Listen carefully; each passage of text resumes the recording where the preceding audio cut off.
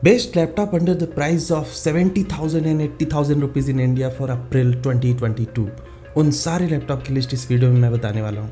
Hello guys, I am Vishal from Techjonical. अब शुरू करते हैं।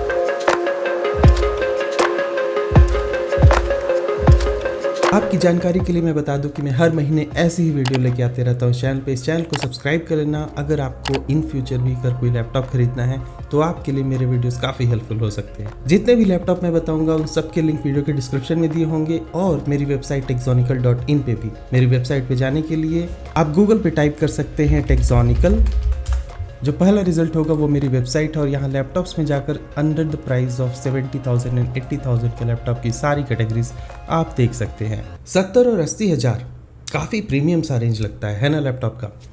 लेकिन सरप्राइजिंग बात यह है कि इनमें भी आजकल काफ़ी ज़्यादा कन्फ्यूज़न हो गई है। सेम प्राइस रेंज में आपको गेमिंग लैपटॉप मिलते हैं, स्लिम फैक्टर लैपटॉप मिलते हैं, ऐसे लैपटॉप मिलते हैं जिसमें ग्राफिक कार्ड होता है, ऐसे लैपटॉप भी मिलते हैं जिनमें कुछ भी नहीं होता फिर भी वो 70-80 हज़ार के होते हैं। I know.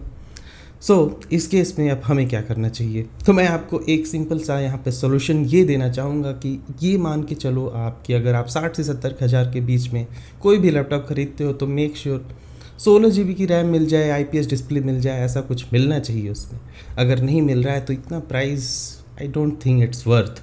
तो सबसे पहले बात करते हैं 60 से 70 हज़ार के रेंज में। तो वीडियो को मैंने दो कैटेगरीज में डिवाइड करके रखा है। 14 इंच के लैपटॉप की भी बात करेंगे, 15 इंच वाले लैपटॉप की भी बात करेंगे। सबसे पहले 14 इंच और 60 से 70 हज़ार के बीच HP का DV1001TU काफ़ी अच्छा सा लैपटॉप है। ये i5 11 जनरेशन का प्रोसेसर है। यहाँ पर 16 GB की रैम, 512 GB की SSD, 14 इंच का डिस्प्ले है, IPS डिस्प्ले है और साथ में आपको इंटेल Iris Xe का सपोर्ट वगैरह मिल ही जाता है। यहाँ पर आपको backlit keyboard, fingerprint reader, of course इस प्राइस रेंज में आप जा रहे हो तो ये सारे फैंसी फीचर्स मिल जाते हैं देखने को। बिल्ड क्वालिटी वाइज वगैरह भी ये काफ़ी अच्छा सा लैपटॉप है। तो it is kind of justified pricing almost for this laptop. अगला लैपटॉप डेल की तरफ से आता है 5418। इसमें इंटेल का i5 11300H वाला प्रोसेसर लगा है। इसका एक और भी वेरिएंट है जिसमें 11320H लगा होता है। तो अगर आपको वो भी सेम प्राइस पे मिल रहा हो तो आप उससे लेना, ना कि इसे लेना। मैं बस यहाँ पर डिस्प्ले पर्पज़ के लिए दिखा रहा हूँ, अभी मुझे वो मिला नहीं। आप डेल की वेबसाइट वगैरह पे भी जाकर चेक कर सकते हो। सेम टू सेम लैपटॉप हो सकता है आपको सस्ता भी पड़ जाए। यहाँ पर भी आपको बैकलिट कीबोर्ड, फिंगरप्रिंट रीडर ये सब कुछ मिल जाता है, लेकिन बस यहाँ पर जो है ना WVA डिस्प्ले मिलता है, IPS डिस्प्ले नहीं होता है डेल में। तो ये बात आपको ध्यान में रखनी होगी। अगला लैपटॉप में जो आपको बताना चाहूँगा 14 इंच की कैटेगरी में ये भी है Lenovo का IdeaPad Slim 5 Pro। और ये प्रो वर्जन की खास बात ये है ना, यहाँ पर IPS डिस्प्ले जो लगा हुआ है वो तो QHD रेजोल्यूशन का है, तो काफ़ी अच्छी बात है। इसमें अच्छा रेजोल्यूशन मिलेगा तो पिक्सल डेंसिटी बहुत ही ज़्यादा हो जाएगी, टेक्स्ट बहुत ही क्लियर और शार्प दिखाई देंगे आपको। और साथ में इसमें IPS डिस्प्ले भी है, वो भी 300 निट्स की ब्राइटनेस का। तो डिस्प्ले डिपार्टमेंट में ये थोड़ा सा ज़्यादा अच्छा है। और अब बात करते हैं कुछ ऐसे लैपटॉप की जो कि 13 इंच के होते हैं। और 13 इंच के लैपटॉप तब आपके लिए हेल्पफुल हो सकते हैं अगर आपको ट्रैवल वगैरह करना है।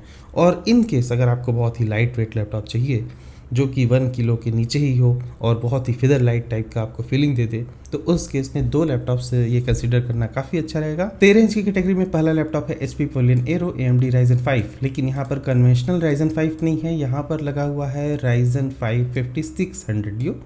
ये वो थोड़े जो प्रोसेसर्स होते हैं ना Ryzen 5 5500U, इससे थोड़ा सा ज़्यादा बेटर है ऑफकोर्स, क्योंकि ये प्रीमियम रेंज में जा रहा है।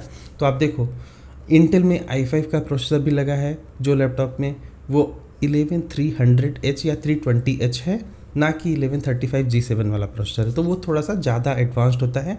इसीलिए 60 से 70 हज़ार की रेंज में आप जब जा रहे हो तो आपको बेटर प्रोसेसिंग भी मिल जाएगी और build quality, fingerprint reader, backlight keyboard ये सब कुछ मिल जाता है। 66,000 के प्राइस पे ये लैपटॉप काफ़ी ज़्यादा प्रीमियम फील आपको दे देगा। बशर्ते ये NV सीरीज़ नहीं है, पवेलियन सीरीज़ ही है। तो NV सीरीज़ जो HP की होती है वो काफ़ी प्रीमियम होती है, लेकिन अभी उसमें कुछ खास ज़्यादा ही एक्सपेंसिव लगता है मुझे वो, तो इसलिए मैंने उनको यहाँ पर नहीं इंक्लूड किया है।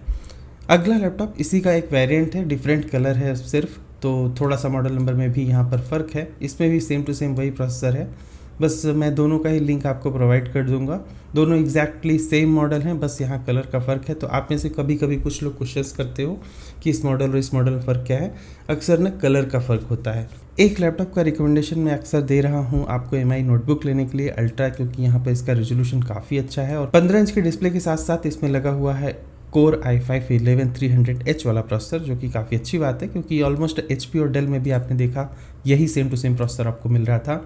और यहाँ भी 16 GB की रैम 512 GB की SSD मिलती है। आयरिस XE का ग्राफिक इंटेली सपोर्टेड है। फिंगरप्रिंट रीडर, बैकलाइट कीबोर्ड, वो सब कुछ भी यहाँ पर मिल जाता है। साथ में एक एडवांटेज ये है कि यहाँ पर मेटेलिक बॉडी है। बस जैसा कि मैंने पिछले भी वीडियो में इसको बोला था, MI को एज अ सेकेंडरी लैपटॉप लेना है तो ही लेना। अगर आप पहली बार लैपटॉप खरीद रहे हो तो MI मत लेना, क्योंकि सर्विस वगैरह के इश्यूज हो सकते हैं। अगला लैपटॉप है HP का Pavilion 15। इसका एग्जैक्ट मॉडल नंबर आप स्क्रीन पे ये वाला देख सकते हो। इसमें लगा हुआ है Ryzen 5 5500U वाला प्रोसेसर, तो 5600 वाला नहीं है अनफॉर्चुनेटली, तो आप इसे कुछ कम ही कंसीडर करना तो ज़्यादा अच्छा रहेगा। 16 GB की रैम, 3200 MHz की, वो सब कुछ यहाँ पर मिल जाएगा। IPS डिस्प्ले वगैरह भी है। लेकिन कंपेयर टू ये जो Lenovo का मैंने बताया ना IdeaPad Slim 5 Pro, वो काफ़ी ज़्यादा अच्छा था। अगर 15 इंच में और भी देखना है तो मैं आपको अगला लैपटॉप बताना चाहूँगा। अगला लैपटॉप है Asus का VivoBook K15। इस लैपटॉप की खास बात यह है कि इसमें लगा हुआ है OLED डिस्प्ले, जो काफ़ी अच्छी बात है। बहुत ही वाइब्रेंट कलर्स वगैरह आपको देखने को मिल जाएंगे। पिछले महीने भी मैंने इस लैपटॉप को अपने वीडियो में बताया था और इस महीने के लिए भी ये लिस्ट में रहेगा। 1135G7 यहाँ प्रोसेसर वैसा 11300H वगैरह का नहीं है, थोड़ा कमज़ोर है, लेकिन फिर भी क्योंकि यहाँ पर बैलेंस किया गया है उसे अच्छा OLED डिस्प्ले देकर। 16 GB की रैम, 512 GB की SSD वगैरह ये सब कुछ मिल ही जाता है आपको। तो इस प्राइस पॉइंट पे इसको भी लेना जस्टिफाइड सा है, कंसीडरिंग कि आपको एक अच्छा बेहतरीन डिस्प्ले मिल रहा है। अगला लैपटॉप Lenovo का ThinkPad E15। अब Lenovo ThinkPad के ऊपर मैंने एक पहले भी वीडियो बनाया, क्योंकि मेरे पास पर्सनली भी वो है। तो मैंने हमेशा कहा है कि ThinkPad सीरीज़ का लैपटॉप खरीदना एक अलग ही काइंड ऑफ एक्सपीरियंस होता है। लेकिन आजकल मैं क्या देख रहा हूँ, जो बजट रेंज वाले ThinkPad है उसमें से IPS डिस्प्ले निकाल दिए गए हैं। अब वहाँ पर एक समस्या हो जाती है। मतलब मैंने जो लैपटॉप खरीदा था ThinkPad का, वो 38 या 39,000 का था ऑलमोस्ट। उसमें i3 10th जनरेशन का प्रोसेसर था और उस समय 40,000 के अंदर में आप सोचो कि उसमें IPS डिस्प्ले वगैरह सब कुछ मिला था। और कुछ ही दिनों में अभी मैं देख रहा हूँ कि सारे ThinkPad में से IPS डिस्प्ले ही निकाल दिए गए हैं। लेकिन ये वाला जो लैपटॉप मैं आपको पर्टिकुलरली दिखा रहा हूँ ThinkPad E15, इसमें लगा हुआ है i5 11th जनरेशन का प्रोसेसर। एक अच्छी बात, इसमें IPS डिस्प्ले आपको मिलता है। तो जब भी आप लैपटॉप खरीद रहे हो, अगर आज की डेट में ThinkPad खरीद रहे हो ना, तो क्लियरली बहुत ही केयरफुल हो कि ये चीज़ आपको पता कर लेनी चाहिए कि उसमें IPS डिस्प्ले लिखा हुआ है या फिर नहीं लिखा हुआ है। और ये भी मेक श्योर करना है कि आप उसे सही फुलफिल्ड अमेजन बाई सेलर से खरीद रहे हो या फिर नहीं। और अगर ये सब कुछ नहीं है तो आप Lenovo के शोरूम पे जाकर फिज़िकली चेक करो कि हाँ, जो पर्टिकुलर लैपटॉप आप खरीदने जा रहे हो उसका डिस्प्ले कैसा दिखाई दे रहा है।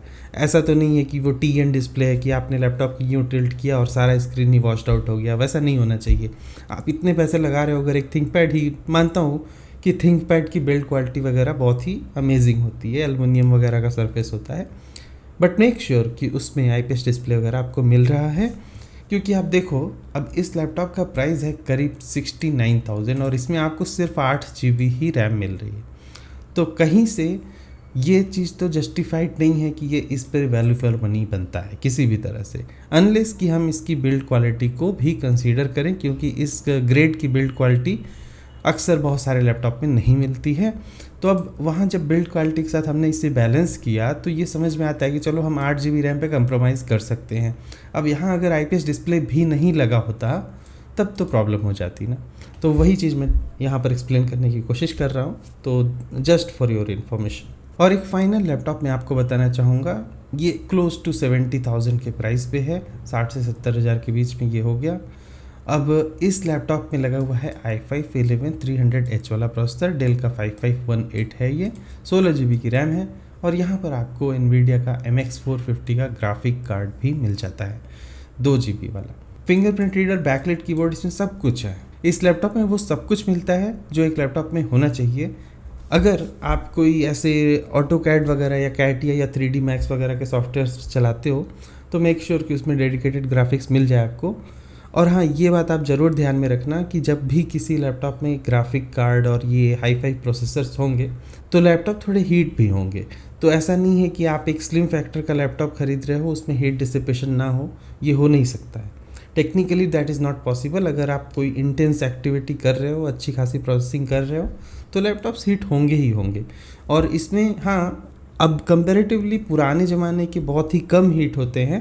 तो आजकल क्या है ना कि मतलब हम ऐसा एक्सपेक्टेशंस रख के बैठे हैं कि कुछ गर्म ही नहीं होगा, ऐसा नहीं हो सकता है, that is just not possible right now. और अब बात करते हैं 70 से 80 हज़ार के सेगमेंट पे, और इसमें मुझे कुछ खास इंटरेस्टिंग लैपटॉप तो नहीं लगे, लेकिन आप 70 से 80 हज़ार में अगर कोई भी लैपटॉप खरीद रहे हो तो मेक श्योर कि डेडिकेटेड ग्राफिक्स ज़रूर हो।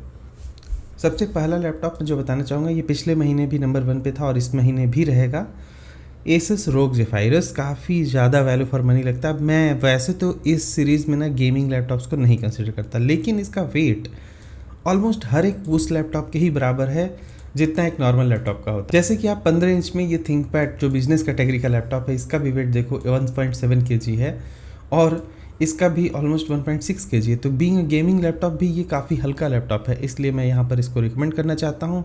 सबसे बड़ा फ़ायदा इसमें आपको मिल रहा है कि वो GTX 1650 का 4 GB का डेडिकेटेड ग्राफिक कार्ड और साथ में Ryzen 7 5800HS, काफ़ी ज़्यादा अच्छा प्रोसेसर।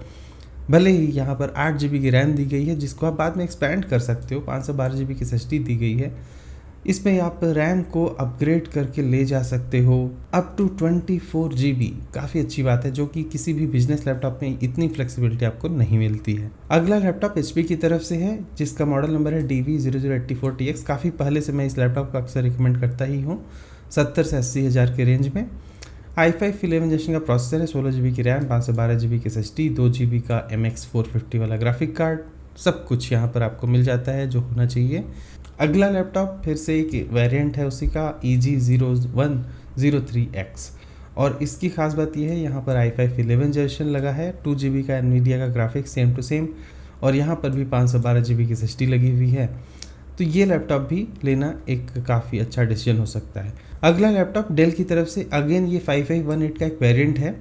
जो 70 हज़ार में मैंने बताया था उसमें 11300H था और इसमें 320H है।